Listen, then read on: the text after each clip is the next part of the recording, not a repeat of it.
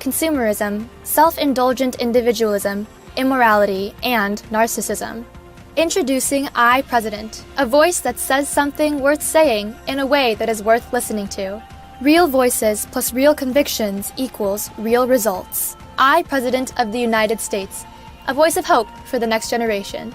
Join us on an unforgettable journey to impact the world. Go to ipresident.com, a place to raise up those voices. ipresident.com.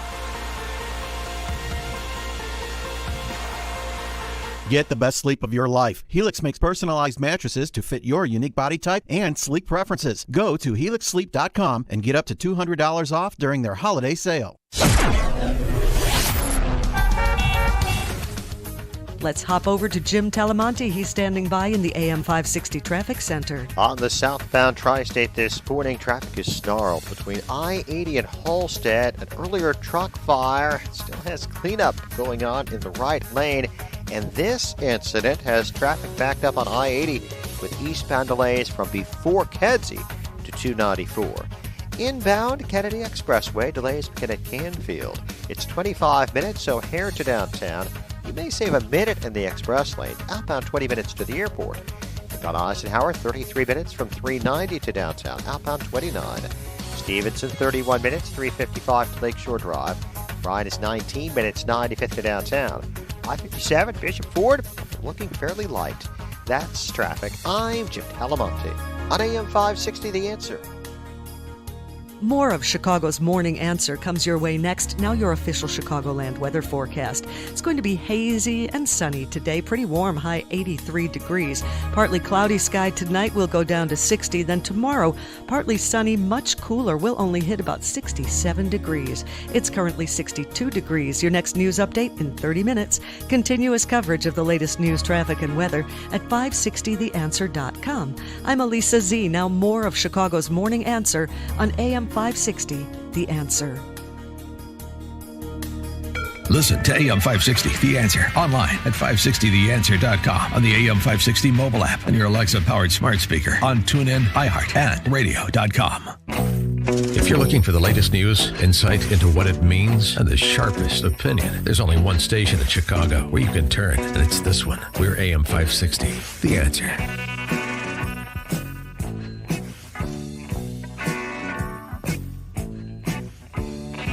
Good morning, Dan and Amy. Alan Blinder is a professor of economics at Princeton University. He's a lefty, but he has penned a piece in the Wall Street Journal about the COVID relief standoff, in which he says a failure to come to terms on a relief package would be catastrophic, especially for Americans who can least afford another catastrophe.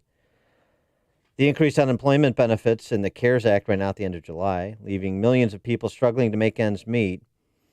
Jobless people who are ineligible for unemployment insurance are even worse shape. The truly poor, including millions of undocumented workers whose jobs disappeared, are barely hanging on. Well, it might be interesting for Professor Blinder to note that the number of job openings right now mirrors the number of job openings of December of 2019, pre-outbreak, at least pre-recognition of outbreak. Some people are scared to go back to work. We might get the vid. We've also seen a 10% increase in the salaries of retail workers because of all the hiring by the Amazons and the Home Depots of the world. But okay. Here's where we really get to it, what the main concern of the left, like the good professor. State and local government budgets have been devastated by the double whammy of rising spending on the virus and collapsing tax revenue. One estimate, AEI's estimate, $240 billion range for this fiscal year alone. You had Governor Jelly Belly here, belly aching about it yesterday. Yeah, he needs federal funds. States must balance their budgets. Without federal assistance, they will have to lay off workers. Many have started down that road. Public schools that would like to open, whether in person or online, also need help. Online is not open. No. Yet the Republican skinny package includes no money for the social safety net, no aid to state and local governments, and no stimulus checks. There's money for schools, but it's directly mainly to districts for reopened for in-person instruction. Yeah, right. Good. Do Senate Republicans care about any of this? Will they let their long-standing anti-government ideology blind them to the nation's plight, even when the politics point in the opposite direction? Question mark. to answer that question for us, we're pleased to be joined by Steve Moore, economist, Wall Street Journal columnist, author of Trumponomics. Steve, will you and your Senate Republican friends let your long-standing anti-government ideology blind you to the nation's plight? It really is interesting. I mean, this whole debate about stimulus is really two sides, where the Democrats are basically for giving more and more money to politicians and state governments and local governments, because the Democrats are the party of government. And the Trump position is give the money. If we're going to do stimulus, give the money to the people. If we're going to give money for education, give it to the parents who have the kids, and let them choose their schools. If we're going to give money to get people out, give it directly to workers, either through a payment or, I like the idea of a payroll tax cut. Why give it to the politicians? I don't understand how giving money to politicians stimulates the economy, but that is the priority of the Democrats. Well, and meanwhile, one other quick thing. You mentioned the job market right now. Look, we lost 20 million jobs. We got about 10 million to go to get back to any sense of normalcy. But did you know that, guys know that there were 6 million job openings today in America? 6 million? Right. So there are a lot of people not getting back on the job. And part of the explanation for that is these high unemployment benefits that people are getting, even at $300 a week extra. That's an incentive for a lot of people to just stay away from their jobs. Well, isn't the COVID relief bill being stalled in the House by Nancy Pelosi? Because Steve Mnuchin said yesterday that if it's passed, it's going to make President Trump look good. Well, of course, gosh, I mean, Amy, are you suggesting that politics is playing a role? Well, in it? Governor Pritzker and I got into this yesterday, and he's blaming Trump, and we're going to have to cut police officers and firefighters are going to lose their job. That was a scare tactic yesterday, unless they get help from the federal government. And he wants billions. He wants $5 billion. I thought Democrats wanted police officers to lose their jobs. I thought that was their position. Look, obviously politics is enshrouded in all of this. I don't think, that there's anything that Nancy Pelosi wants to do in her bill which is actually good for the economy. And, we've talked about this on the show many times over the last few months, but government spending does not stimulate anything. Government spending stimulates government. And that's essentially what's happened. If you look at the second quarter GDP numbers, the one industry that grew the fastest was government. Government. We're growing the government, Dan and Amy, and we're shrinking the private sector.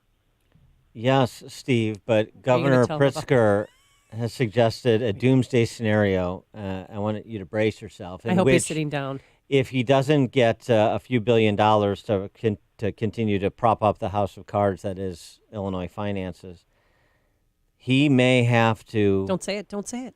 ...advance budget cuts as deep as 5% across every state agency.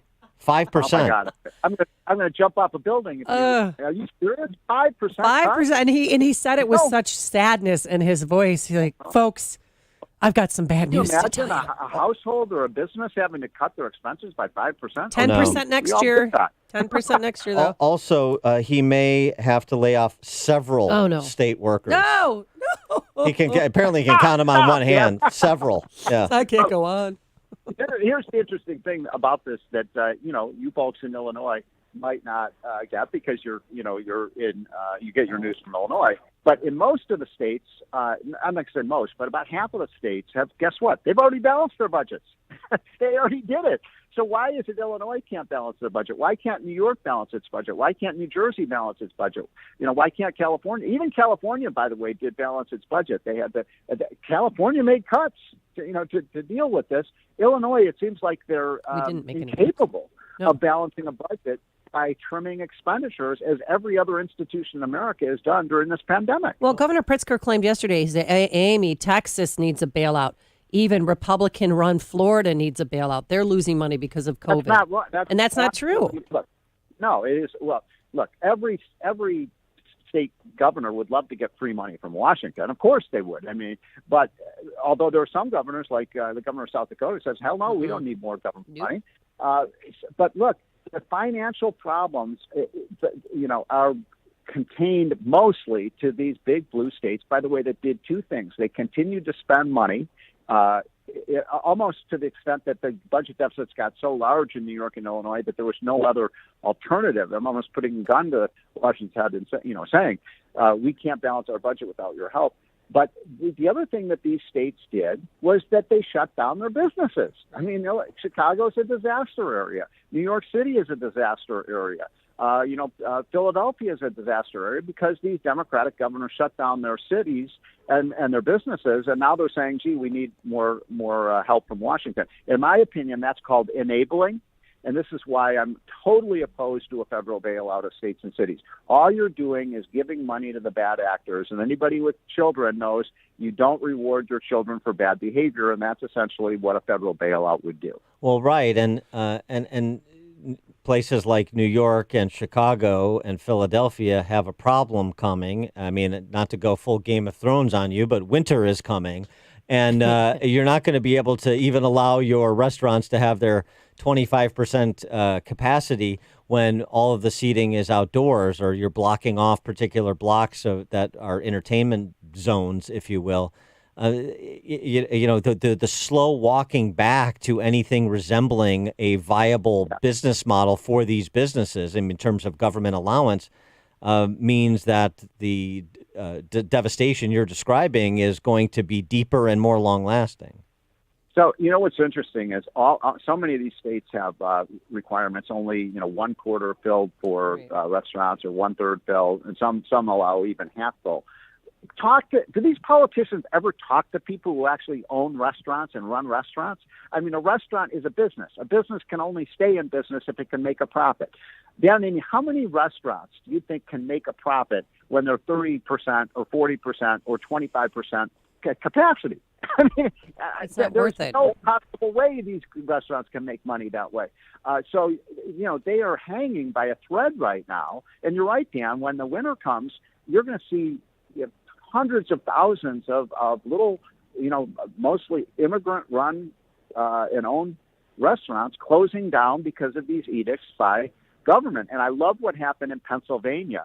I don't know if you guys... the district court decision. Slapped down the governor there and said, you don't have the right to do this. I mean, these are governors, not dictators.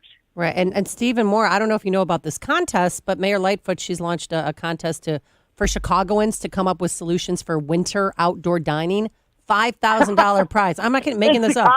In Chicago, 5,000. Yeah, that way, the gale force winds are going to blow any heated tent over. We're going to set up. That's how sick and pathetic this has become. Going to a restaurant in Chicago in the winter is going to be like going ice fishing. You're going to all have little houses over a fire pit. So you can win $5,000 if you come up with a viable option there. But Steve, I want to go back to that district court decision in Pennsylvania, which we did mention yesterday, and it was a wonderful opinion. But the importance of that being a federal decision of him ruling Governor Wolf's diktats unconstitutional.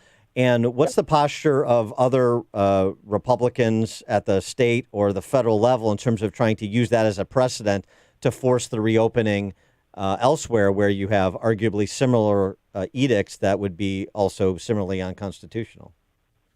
Well, look, I'm not a lawyer. So was that decision that was a state judge, not a federal judge, wasn't it? It was a federal district court judge. Oh, okay. I didn't realize that. So, that could apply to other states. I'm not a legal person, so I can't answer that. But I will tell you this as an economist. Look at the states that have the highest unemployment rate today. So we're talking about the state with the high. Anybody know what the state with the highest unemployment rate is? No. Massachusetts, 16.3%. 16.3? Yep.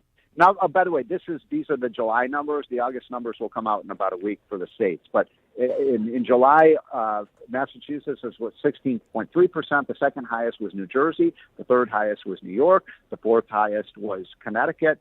Illinois was something like number 6 or 7. You were at like 11.3%. And so there's a pattern here. States that shut down their businesses have high unemployment rates. And by the way, the other thing that's amazing about these statistics is the states that had the biggest lockdowns, which, of course, were New York, New Jersey, Connecticut, Massachusetts, they also had the highest death rates. Now, think about that, folks. If you are a defender of lockdowns, you've got to explain to me how it is that the states that had the strictest lockdowns also had the highest death rates. because this is where the debate is on coronavirus. It's really important because Scott Atlas, who's now the one of the directors of health at the White House, is being savagely criticized by the health community because he's saying something that I wholly agree with. I think the evidence is clearly on his side, that the way to combat coronavirus and keep people healthy is to protect the vulnerable. 95% of deaths from coronavirus have been people in three categories.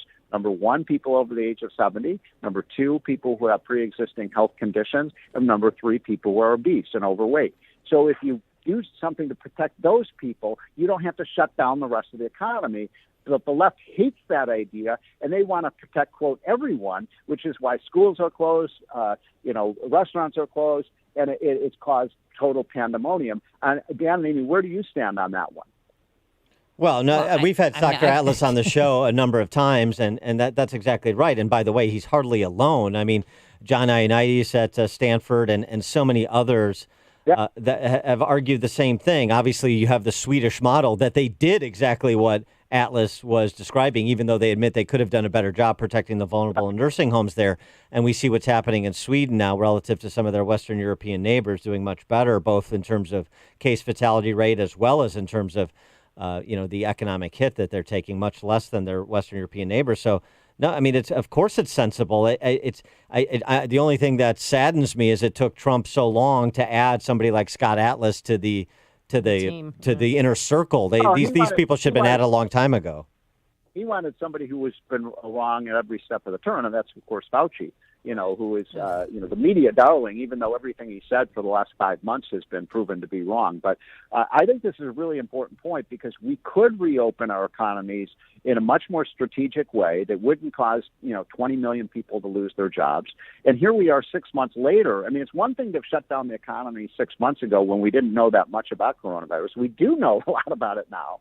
And we do know who's vulnerable. And I'm not exaggerating. 95% of the people who died fall in those three categories. So why would we apply the same, strict regulations on everyone? Keep those people safe. And by the way, if you're trying to, have a blanket, quarantine, you're actually not targeting your resources. The people who are vulnerable. And that's why in New York and New Jersey, the people who died were senior citizens in nursing homes because they didn't protect them. And what Scott Atlas said something about a month ago that it sticks with me every day. He said, and it was real simple. He said, we're the only country in the world where teachers are not going back for in-person learning because it's not accepted in any. Yeah. And then I've been checking Romania, Poland, anybody that I know that's from tell me what's going on in your home country.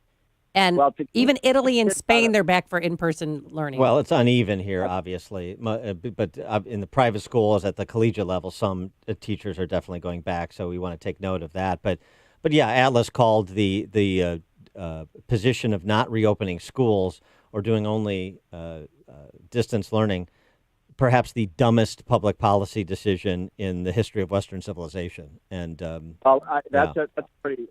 I think it's certainly one of the top stupidest things governments have done. And by the way, this is the left always talks about income inequality, and it's not. This isn't fair to the poor and the disadvantaged. The people who are being hurt the most by keeping these schools shut are the bottom 50% of kids. But you talk to any teacher, and they'll tell you for the top 30, 40, 50%, they can do the online learning. It's the people at the bottom are basically getting no education at all. A lot of these parents don't even have computers in their homes, for example. And the computers don't work. I mean, exactly. I'm e-learning right now, and they glitch out, and then he's misses a second part of his chemistry class, and it's ridiculous. This is child abuse, and there's no other way to categorize what we're doing. Amy, I've used the exact same expression. This is child abuse. It is to keep 75 and 80-year-olds healthy. Somehow we're doing that by keeping our schools closed. How stupid is that? He is Steve Moore, economist, Wall Street Journal columnist, Trumponomics author. Steve, thanks for joining us. Appreciate it. Okay, guys, have a great week. Take care. You too, and he joined us on our turnkey.pro answer line. You're listening to Chicago's Morning Answer with Dan Proft and Amy Jacobson on AM 560. The Answer.